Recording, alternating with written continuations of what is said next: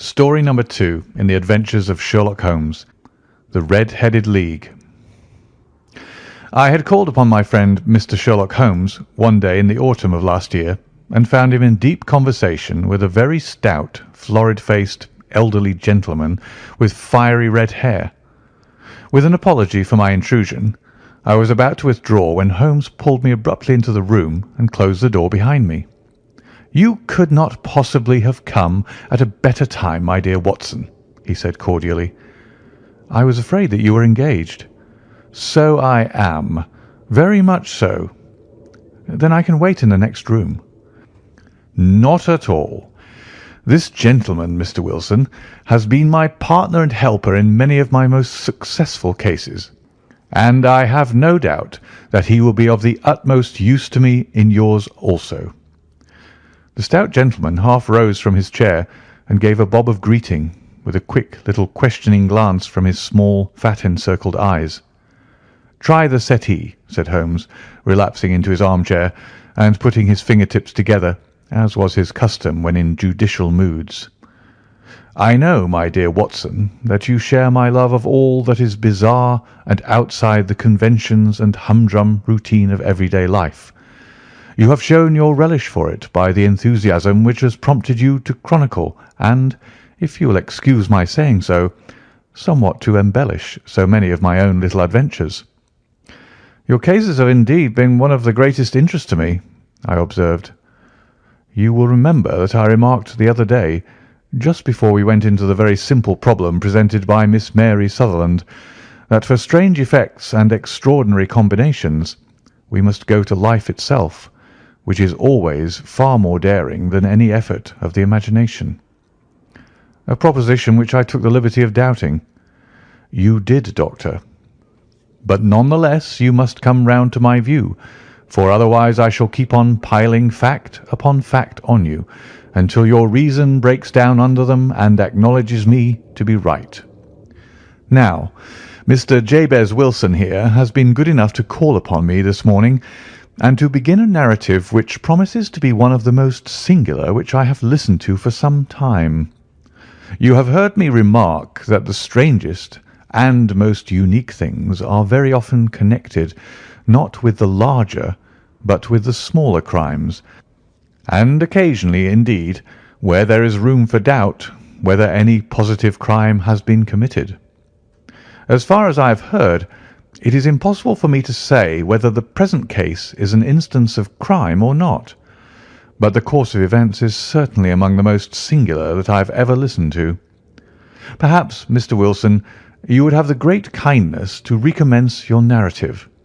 I ask you not merely because my friend Dr. Watson has not heard the opening part, but also because the peculiar nature of the story makes me anxious to have every possible detail from your lips. As a rule, when I have heard some slight indication of the course of events, I am able to guide myself by the thousands of other similar cases which occur to my memory. In the present instance, I am forced to admit that the facts are, to the best of my belief, unique." The portly client puffed out his chest with an appearance of some little pride, and pulled a dirty and wrinkled newspaper from the inside pocket of his greatcoat. As he glanced down the advertisement column, with his head thrust forward and the paper flattened out upon his knee, I took a good look at the man, and endeavoured, after the fashion of my companion, to read the indications which might be presented by his dress or appearance. I did not gain very much, however, by my inspection. Our visitor bore every mark of being an average, commonplace British tradesman, obese, pompous, and slow. He wore rather baggy grey shepherd's check trousers, a not over-clean black frock-coat, unbuttoned in the front, and a drab waistcoat with a heavy brassy Albert chain, and a square pierced bit of metal dangling down as an ornament. A frayed top hat and a faded brown overcoat with a wrinkled velvet collar lay upon a chair beside him. Altogether, look as I would, there was nothing remarkable about the man save his blazing red head and the expression of extreme chagrin and discontent upon his features. Sherlock Holmes' quick eye took in my occupation, and he shook his head with a smile, as he noticed my questioning glances.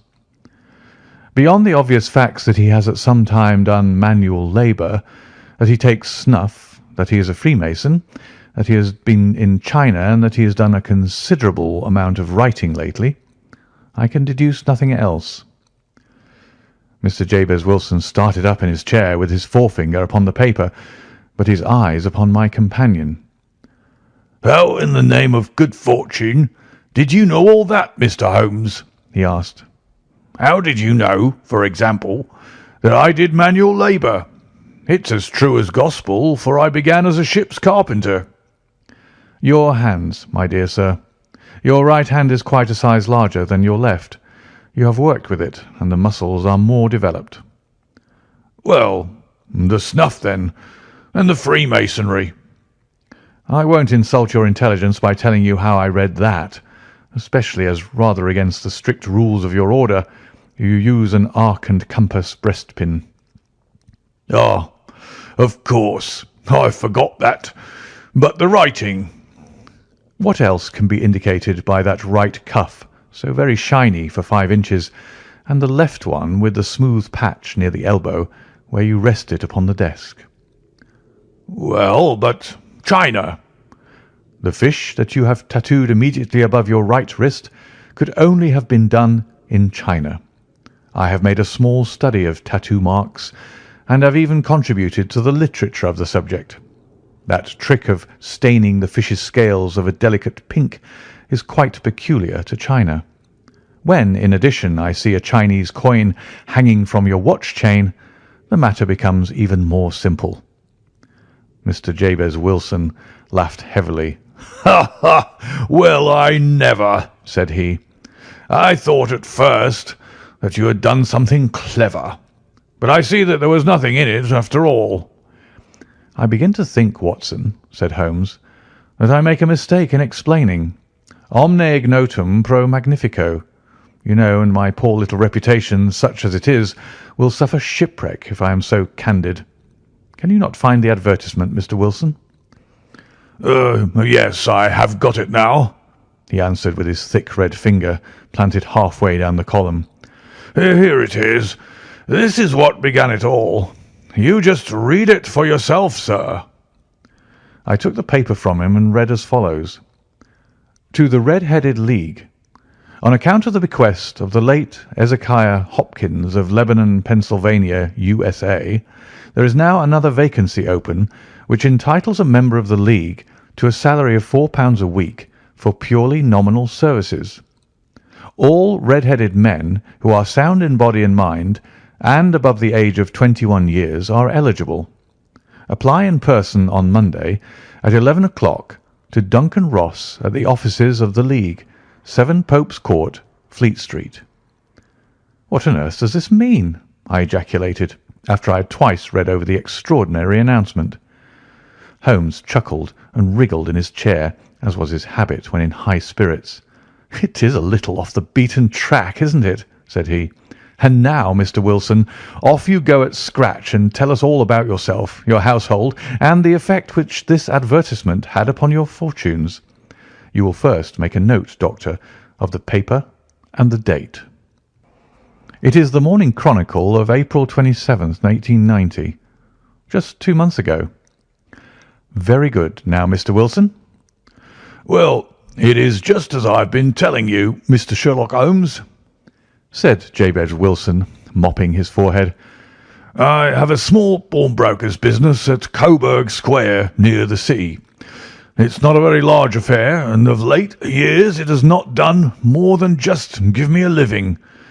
I used to be able to keep 2 assistants, but now I only keep 1, and I would have a job to pay him, but that he is willing to come for half wages so as to learn the business." "What is the name of this obliging youth?" asked Sherlock Holmes. "His name is Vincent Spaulding, and he's not such a youth either. It's hard to say his age. I should not wish a smarter assistant, Mr. Holmes, and I know very well that he could better himself and earn twice what I'm able to give him. But after all, if he is satisfied, why should I put ideas in his head?" "Why, indeed? You seem most fortunate in having an employee who comes under the full market price. It is not a common experience among employers in this age. I don't know that your assistant is not as remarkable as your advertisement." "Oh, he has his faults too," said Mr. Wilson. "Never was such a fellow for photography. Snapping away with a camera when he ought to be improving his mind, and then diving down into the cellar like a rabbit into its hole to develop his pictures. That is his main fault, but on the whole he's a good worker. There's no vice in him." "He is still with you, I presume?" "Yes, sir. He and a girl of 14 who does a bit of simple cooking and keeps the place clean. That's all I have in the house, for I am a widower and never had any family. We live very quietly, sir, the three of us, and we keep a roof over our heads and pay our debts, if we do nothing more. The first thing that put us out was that advertisement. Spaulding, he came down into the office just this day, 8 weeks, with this very paper in his hand, and he says, 'I wish to the Lord, Mr. Wilson, that I was a red-headed man.' 'Why that?' I asks. 'Why,' says he, 'here's another vacancy on the League of the Red-Headed Men. It's worth quite a little fortune to any man who gets it, and I understand that there are more vacancies than there are men, so that the trustees are at their wits' end what to do with the money.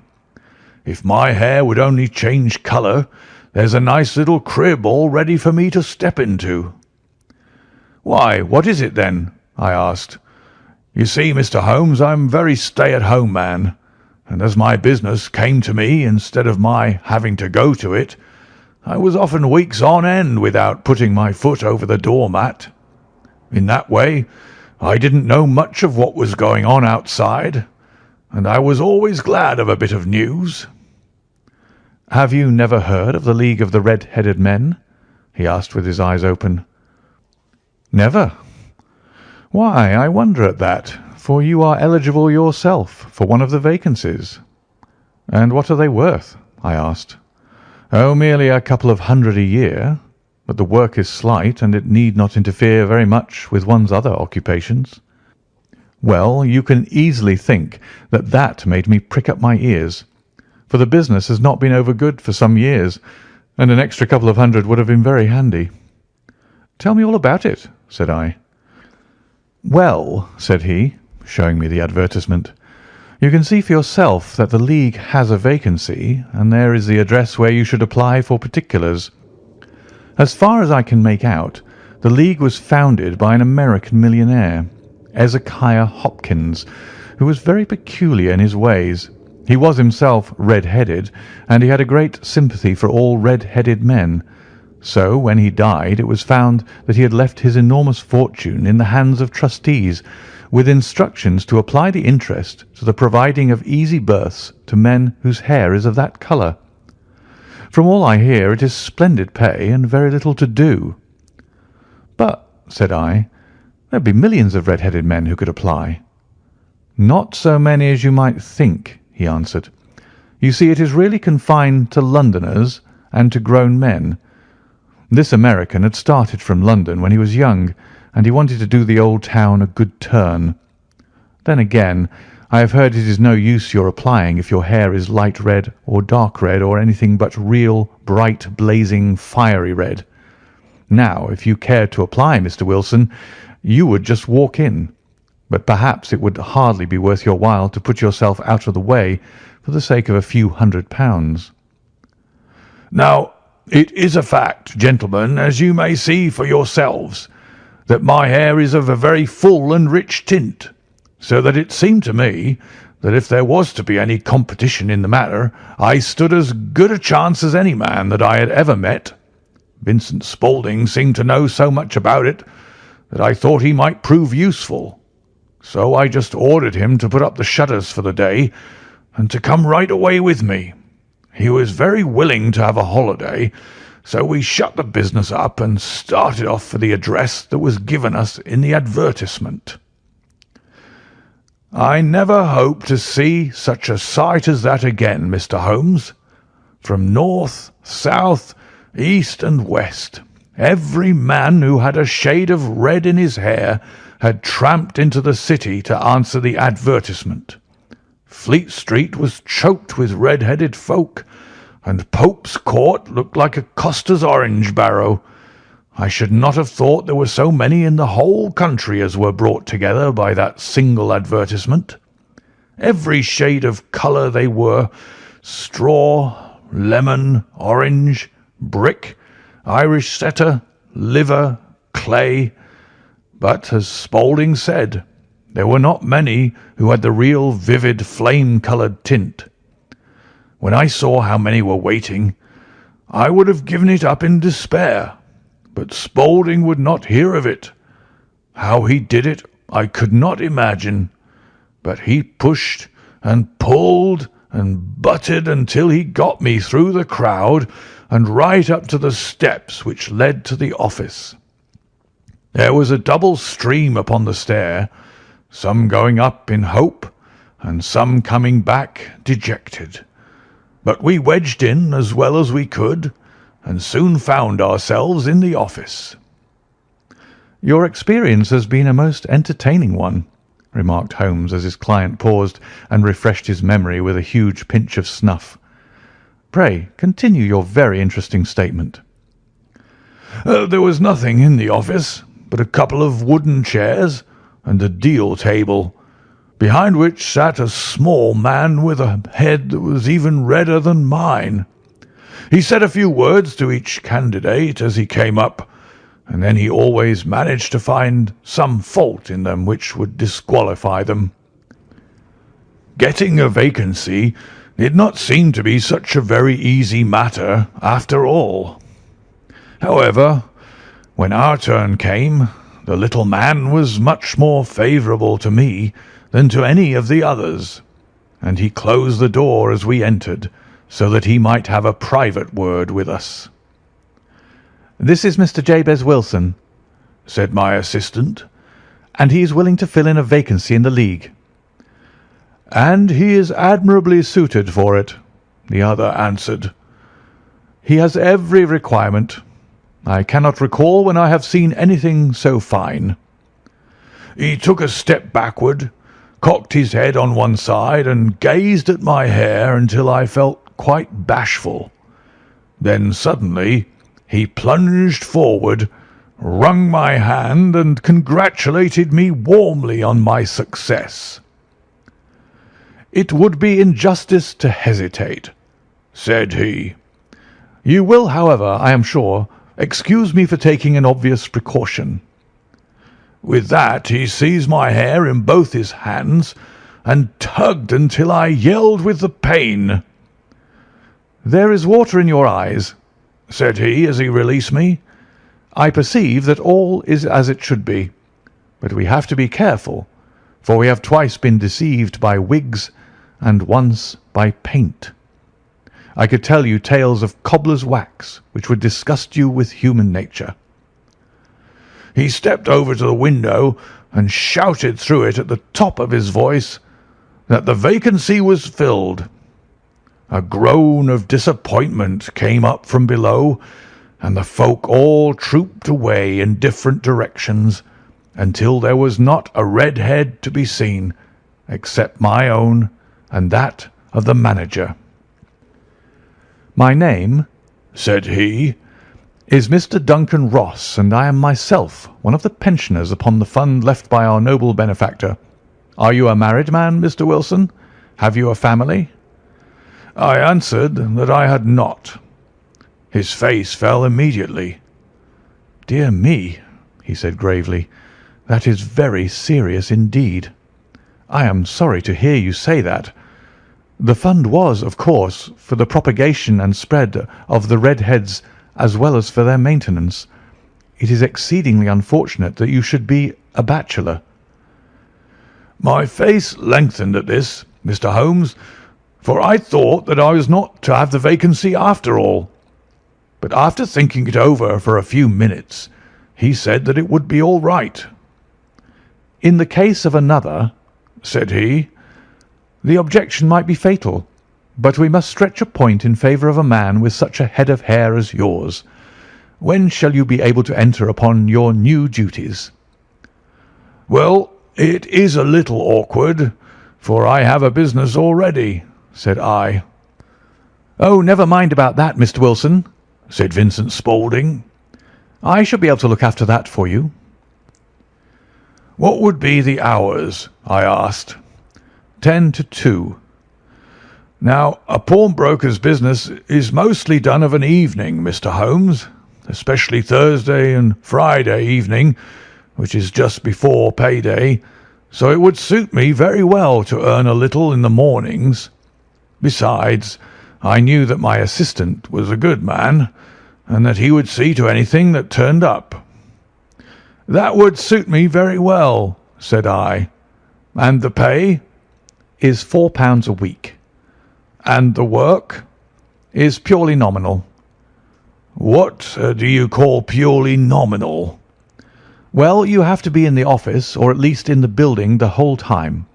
If you leave, you forfeit your whole position forever. The will is very clear upon that point. You don't comply with the conditions if you budge from the office during that time." "It's only 4 hours a day, and I should not think of leaving," said I. "No excuse will avail," said Mr. Duncan Ross. "Neither sickness nor business nor anything else. There you must stay, or you lose your billet." "And the work?" "Is to copy out the Encyclopaedia Britannica. There is the first volume of it in that press. You must find your own ink, pens, and blotting paper, but we provide this table and chair. Will you be ready tomorrow?" "Certainly," I answered. "Then good-bye, Mr. Jabez Wilson, and let me congratulate you once more on the important position which you have been fortunate enough to gain." He bowed me out of the room, and I went home with my assistant, hardly knowing what to say or do. I was so pleased at my own good fortune. Well, I thought over the matter all day, and by evening I was in low spirits again, for I had quite persuaded myself that the whole affair must be some great hoax or fraud, though what its object might be I could not imagine. It seemed altogether past belief that anyone could make such a will, or that they should pay such a sum for doing anything so simple as copying out the Encyclopaedia Britannica.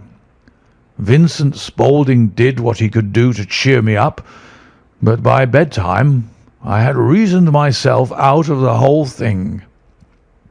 However, in the morning I determined to have a look at it anyhow, so I bought a penny bottle of ink, and with a quill pen and 7 sheets of foolscap paper, I started off for Pope's Court.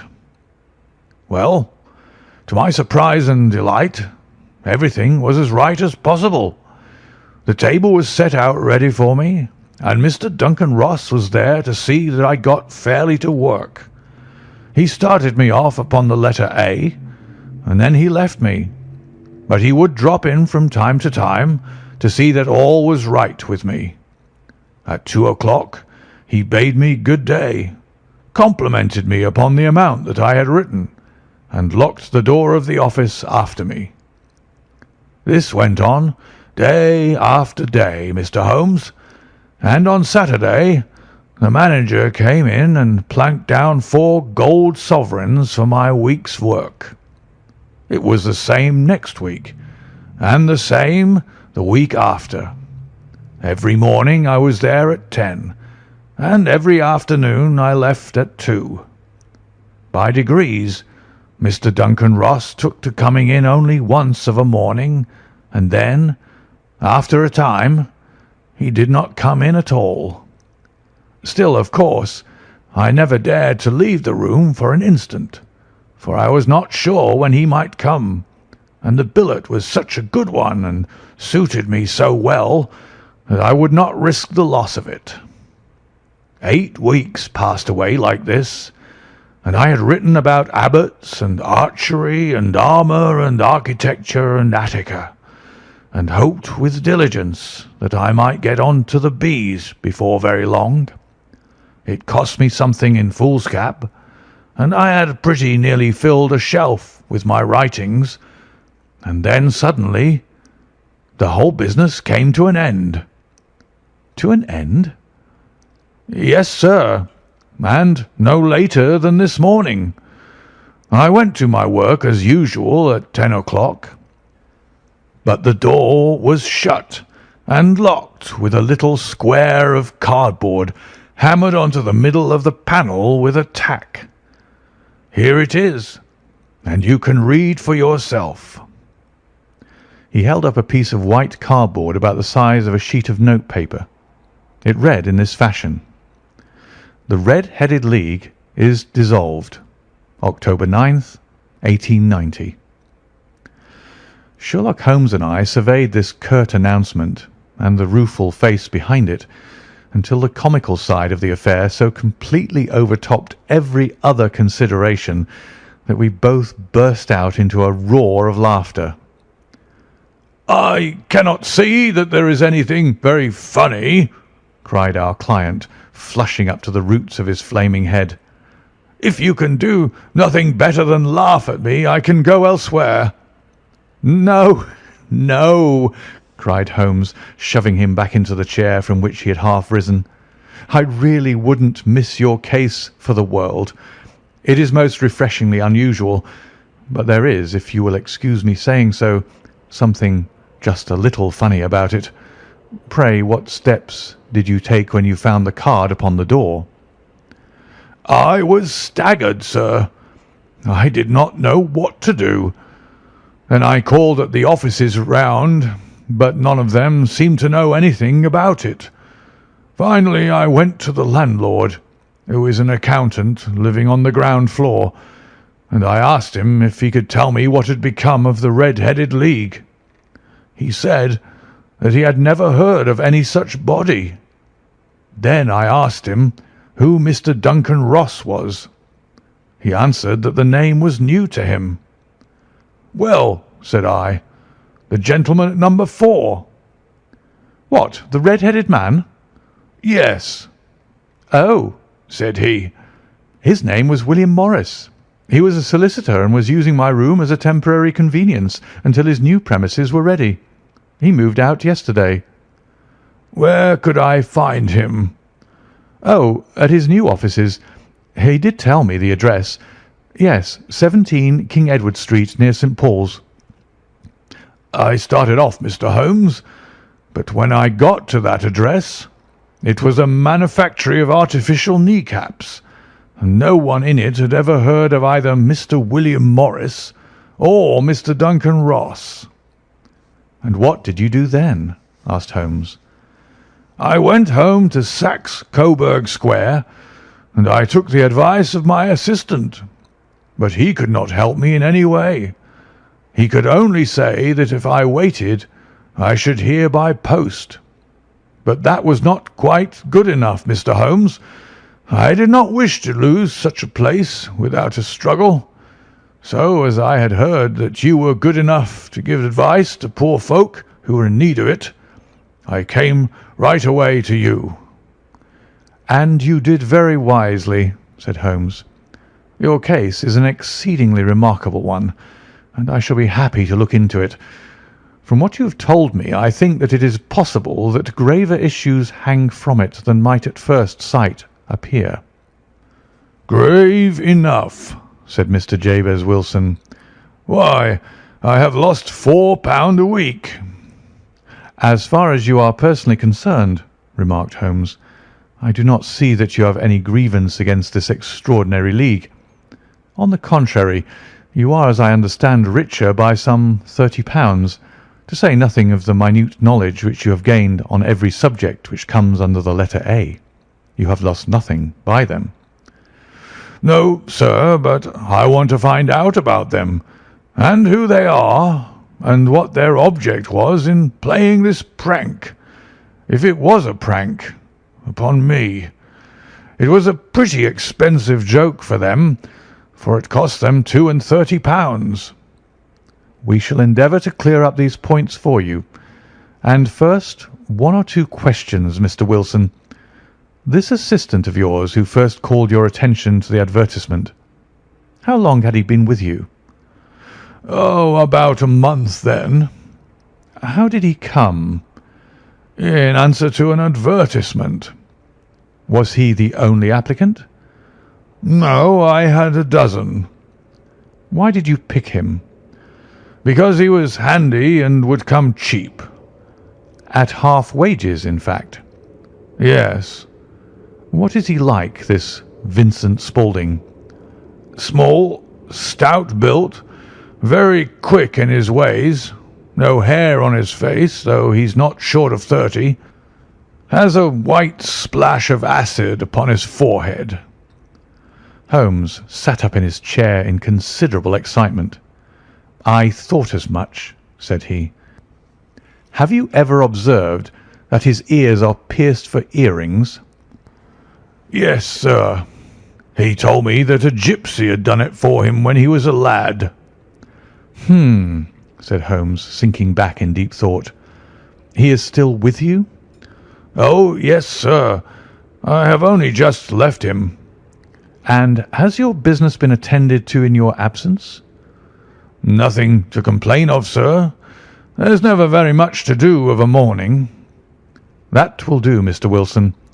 I shall be happy to give you an opinion upon the subject in the course of a day or two. Today is Saturday, and I hope that by Monday we may come to a conclusion. Well, Watson, said Holmes when our visitor had left us, what do you make of it all? I make nothing of it, I answered frankly. It is a most mysterious business. As a rule, said Holmes, the more bizarre a thing is, the less mysterious it proves to be. It is your commonplace, featureless crimes which are really puzzling, just as a commonplace face is the most difficult to identify. But I must be prompt over this matter. What are you going to do then? I asked. To smoke, he answered.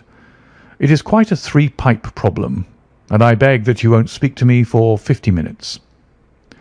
He curled himself up in his chair with his thin knees drawn up to his hawk-like nose, and there he sat with his eyes closed and his black clay pipe thrusting out like the bill of some strange bird.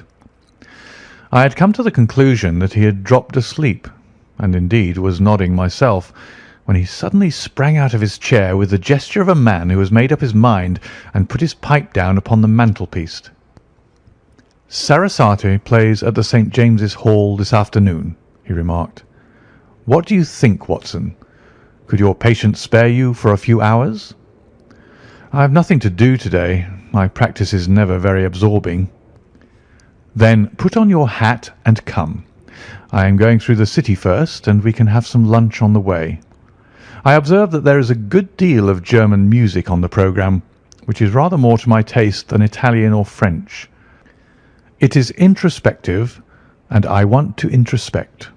Come along. We travelled by the Underground as far as Aldersgate, and a short walk took us to the Saxe-Coburg Square, the scene of the singular story which we had listened to in the morning. It was a poky, little, shabby, genteel place where 4 lines of dingy, 2-storied brick houses looked out into a small, railed-in enclosure where a lawn of weedy grass and a few clumps of faded laurel bushes made a hard fight against a smoke-laden and uncongenial atmosphere.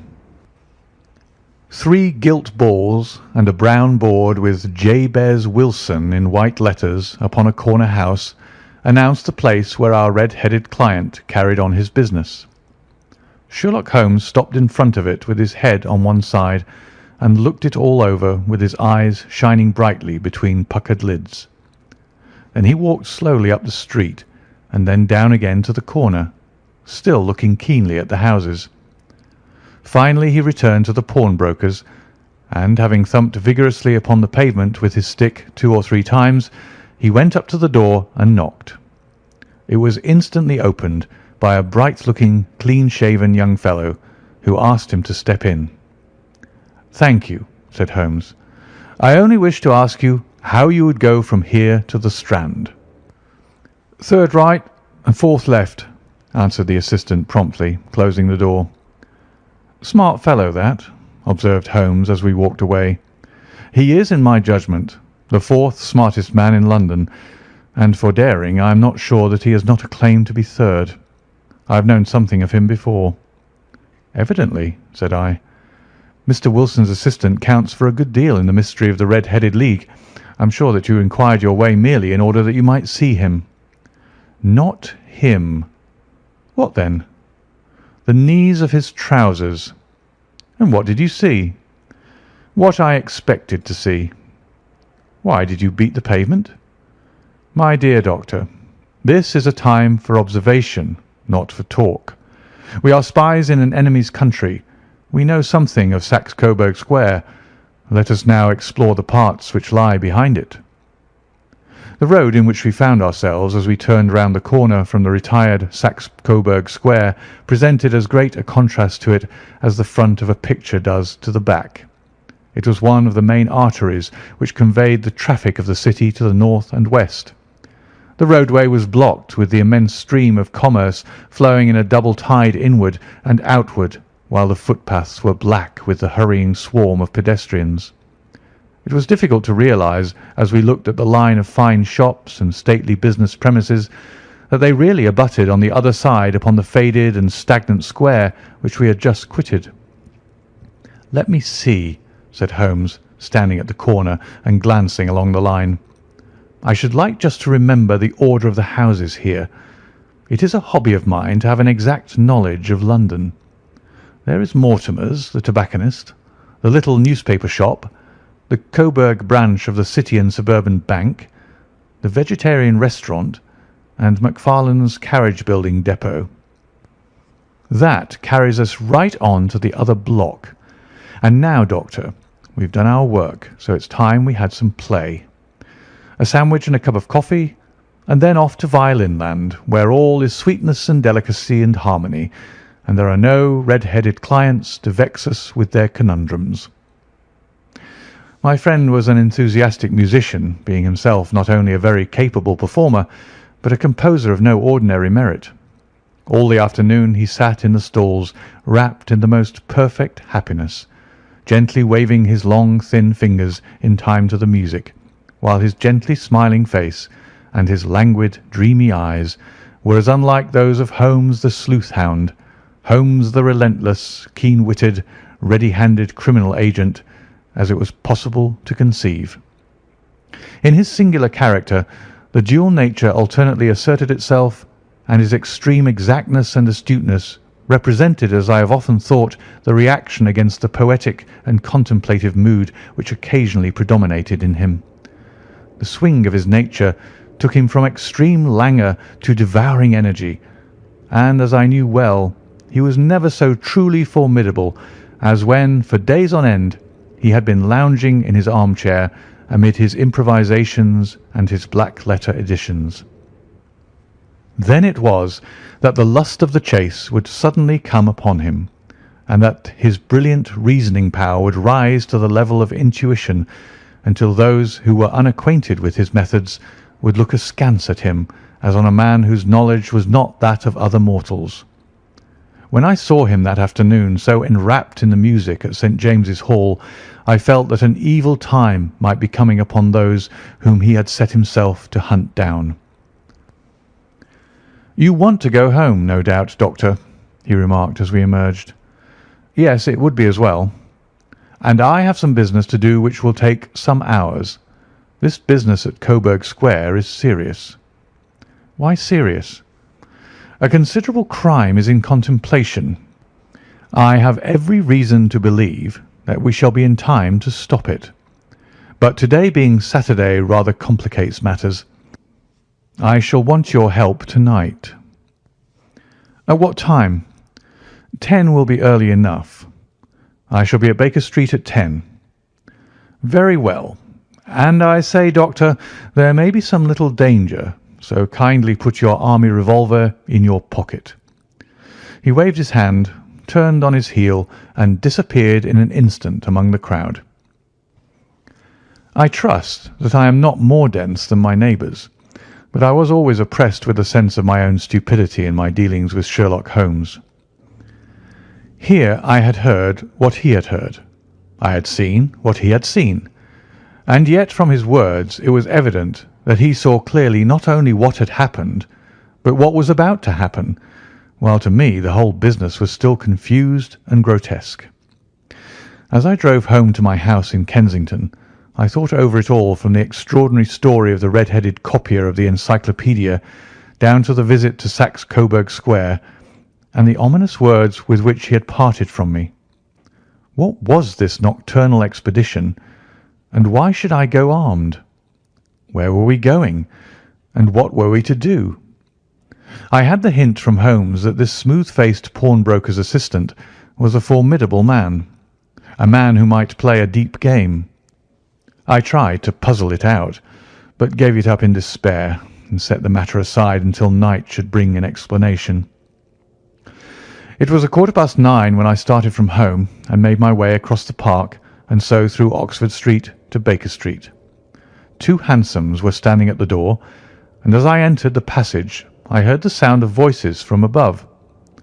On entering his room, I found Holmes in animated conversation with 2 men, one of whom I recognised as Peter Jones, the official police agent, while the other was a long, thin, sad-faced man with a very shiny hat and oppressively respectable frock-coat. "Ha! Our party is complete," said Holmes, buttoning up his pea-jacket and taking his heavy hunting crop from the rack. "Watson, I think you know Mr. Jones of Scotland Yard. Let me introduce you to Mr. Merryweather, who is to be our companion in tonight's adventure." "We are hunting in couples again, Doctor, you see," said Jones in his consequential way. "Our friend here is a wonderful man for starting a chase. All he wants is an old dog to help him to do the running down." "I hope a wild goose may not prove to be the end of our chase," observed Mr. Merryweather gloomily. "You may place considerable confidence in Mr. Holmes, sir," said the police agent loftily. "He has his own little methods, which are, if you won't mind my saying so, just a little too theoretical and fantastic, but he has the makings of a detective in him. It is not too much to say that once or twice, as in that business of the Sholto murder and the Agra treasure, he has been more nearly correct than the official force."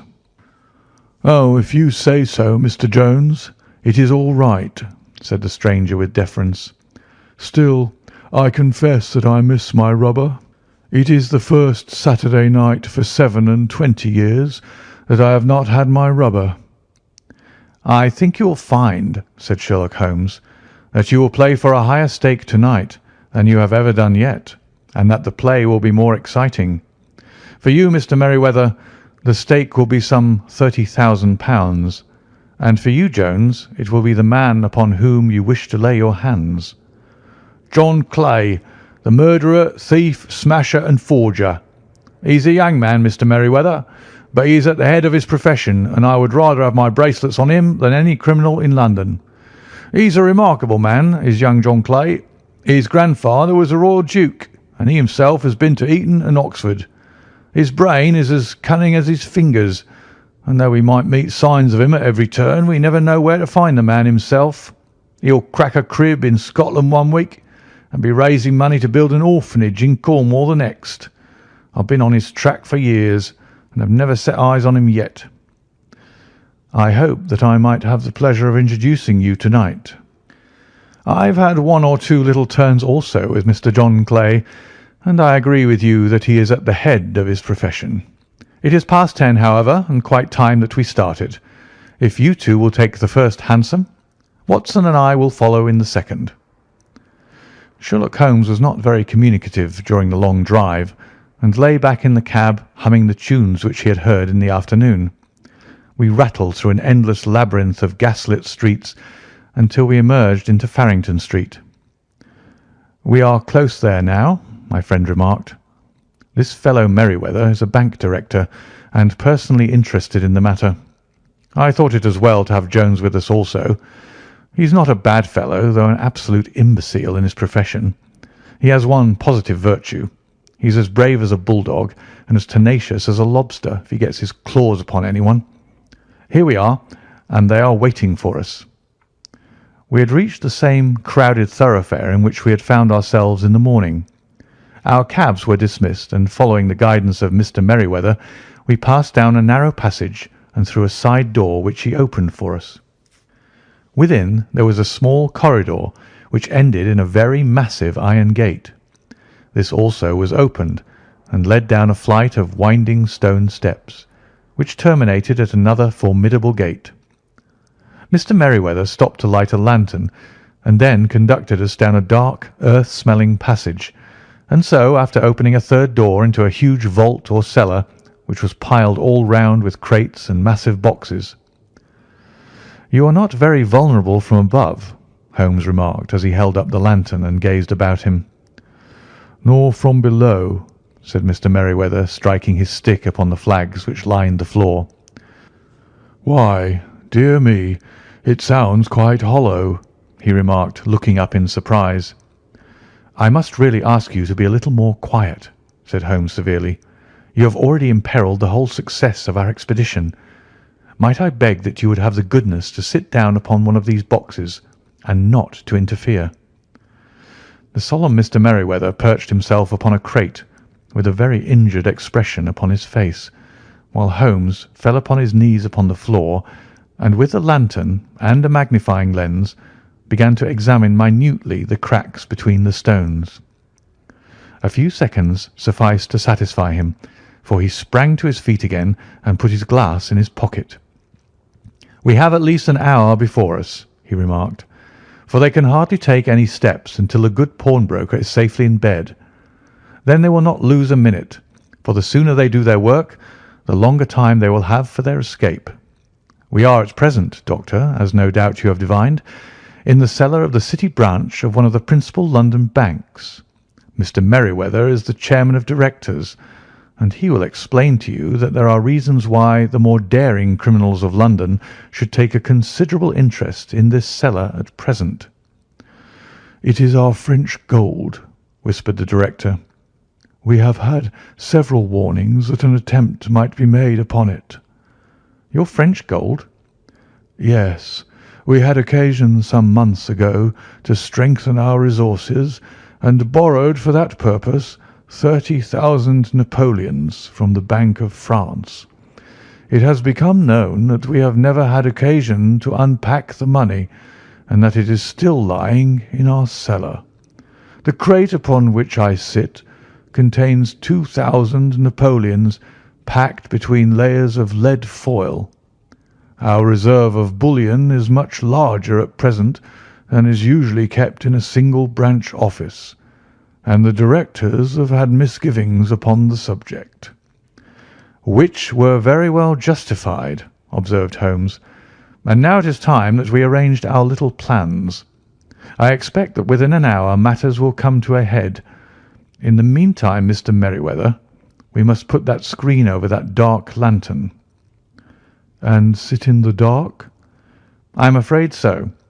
I had brought a pack of cards in my pocket, and I thought that as we were a partie carrée, you might have your rubber after all. But I see that the enemy's preparations have gone so far that we cannot risk the presence of a light. And first of all, we must choose our positions. These are daring men, and though we shall take them at a disadvantage, they may do us some harm unless we are careful. I shall stand behind this crate, and do you conceal yourselves behind those. Then, when I flash a light upon them, close in swiftly. If they fire, Watson, have no compunction about shooting them down." I placed my revolver, cocked, upon the top of the wooden case behind which I crouched. Holmes shot the slide across the front of his lantern and left us in pitch darkness. Such an absolute darkness as I had never before experienced. The smell of hot metal remained to assure us that the light was still there, ready to flash out at a moment's notice. To me, with my nerves worked up to a pitch of expectancy, there was something depressing and subduing in the sudden gloom and in the cold, dank air of the vault. "They have but one retreat," whispered Holmes. "That is back through the house into Saxe Coburg Square. I hope that you have done what I asked you, Jones." "I have an inspector and 2 officers waiting at the front door." "Then we have stopped all the holes, and now we must be silent and wait." What a time it seemed! From comparing notes afterwards, it was but an hour and a quarter, yet it appeared to me that the night must have almost gone and the dawn be breaking above us. My limbs were weary and stiff, for I feared to change my position, yet my nerves were worked up to the highest pitch of tension, and my hearing was so acute that I could hear the gentle breathing of my companions, but I could distinguish the deeper, heavier in-breath of the bulky Jones from the thin, sighing note of the bank director. From my position, I could look over the case in the direction of the floor. Suddenly, my eyes caught the glint of a light. At first it was but a lurid spark upon the stone pavement. Then it lengthened out until it became a yellow line, and then, without any warning or sound, a gash seemed to open and a hand appeared, a white, almost womanly hand, which felt about in the centre of the little area of the light. For a minute or more the hand, with its writhing fingers, protruded out of the floor. Then it was withdrawn as suddenly as it appeared, and all was dark again save the single lurid spark which marked a chink between the stones. Its disappearance, however, was but momentary. With a rending, tearing sound, one of the broad white stones turned over upon its side and left a square, gaping hole through which streamed the light of a lantern. Over the edge there peeped a clean-cut, boyish face, which looked keenly about it, and then, with a hand on either side of the aperture, drew itself shoulder-high and waist-high until one knee rested upon the edge. In another instant he stood at the side of the hole and was hauling after him a companion, lithe and small like himself, with a pale face and a shock of very red hair. "It is all clear," he whispered. "Have you the chisel and the bags? Great Scott! Jump, Archie, jump, and I'll swing for it." Sherlock Holmes had sprung out and seized the intruder by the collar. The other dived down the hole, and I heard the sound of rending cloth as Jones clutched at his skirts. The light flashed upon the barrel of a revolver, but Holmes' hunting crop came down on the man's wrist, and the pistol clinked upon the stone floor. "It's no use, John Clay," said Holmes blandly. "You have no chance at all." "So I see," the other answered with the utmost coolness. "I fancy that my pal is all right, though. I see you've got his coat-tails." "There are 3 men waiting for him at the door," said Holmes. "Oh, indeed, you seem to have done the thing very completely. I must compliment you." "And I you," Holmes answered. "Your red-headed idea was very new and effective." "You'll see your pal again presently," said Jones. "He's quicker at climbing down holes than I am. Just hold out while I fix the derbies." "I beg that you'll not touch me with your filthy hands," remarked our prisoner as the handcuffs clattered upon his wrists. "You may not be aware that I have royal blood in my veins. Have the goodness also, when you address me, always to say sir and please." "All right," said Jones with a stare and a snigger. "Well, would you please, sir, march upstairs where we can get a cab to carry your highness to the police station?" "That is better," said John Clay serenely. He made a sweeping bow to the 3 of us and walked quietly off in the custody of the detective. "Really, Mr. Holmes," said Mr. Merryweather as we followed them from the cellar, "I do not know how the bank can thank you or repay you. There is no doubt that you have detected and defeated in the most complete manner one of the most determined attempts at bank robbery that have ever come within my experience." "I have had 1 or 2 little scores of my own to settle with Mr. John Clay," said Holmes. "I have been at some small expense over this matter, which I shall expect the bank to refund. But beyond that I am amply repaid by having had an experience which is in many ways unique, and by hearing the very remarkable narrative of the Red-Headed League. You see, Watson," he explained in the early hours of the morning as we sat over a glass of whisky and soda in Baker Street, "it was perfectly obvious from the first that the only possible object of this rather fantastic business of the advertisement of the League and the copying of the encyclopaedia must be to get this not over-bright pawnbroker out of the way for a number of hours every day. It was a curious way of managing it, but really it would be difficult to suggest a better. The method was no doubt suggested to Clay's ingenious mind by the colour of his accomplice's hair.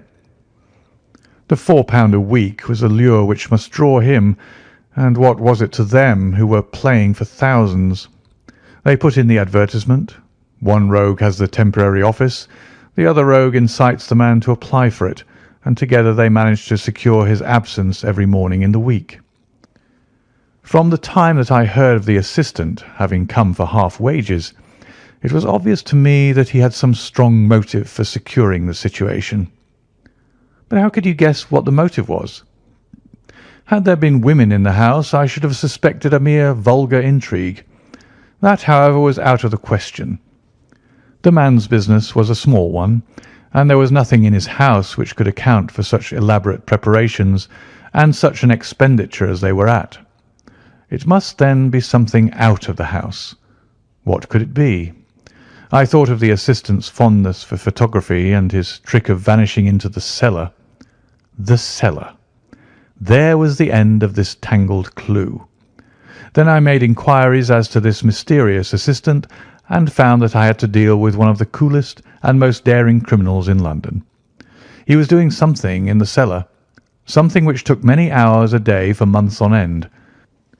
What could it be once more? I could think of nothing save that he was running a tunnel to some other building. So far I had got when we went to visit the scene of action. I surprised you by beating upon the pavement with my stick. I was ascertaining whether the cellar stretched out in front or behind.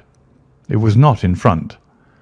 Then I rang the bell, and, as I hoped, the assistant answered it. We have had some skirmishes, but we had never set eyes upon each other before.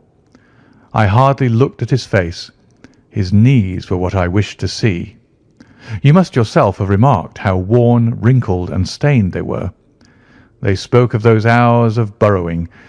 The only remaining point was what they were burrowing for. I walked round the corner, saw the City and Suburban Bank abutted on our friend's premises, and felt that I had solved my problem. When you drove home after the concert, I called upon Scotland Yard and upon the chairman of the bank directors, with the result that you have seen. And how could you tell that they would make their attempt tonight? I asked. Well, when they closed their League offices, that was a sign that they cared no longer about Mr. Jabez Wilson's presence. In other words, that they had completed their tunnel. But it was essential that they should use it soon, as it might be discovered or the bullion might be removed. Saturday would suit them better than any other day, as it would give them 2 days for their escape. For all these reasons, I expected them to come tonight. You reasoned it out beautifully, I exclaimed in unfeigned admiration. It is so long a chain, and yet every link rings true. It saved me from ennui, he answered, yawning. Alas, I already feel it closing in upon me. My life is spent in one long effort to escape from the commonplaces of existence. These little problems help me to do so. And you are a benefactor of the race, said I. He shrugged his shoulders. Well, perhaps, after all, it is of some little use, he remarked. L'homme c'est rien, l'œuvre c'est tout, as Gustave Flaubert wrote to George Sand. End of The Red-Headed League.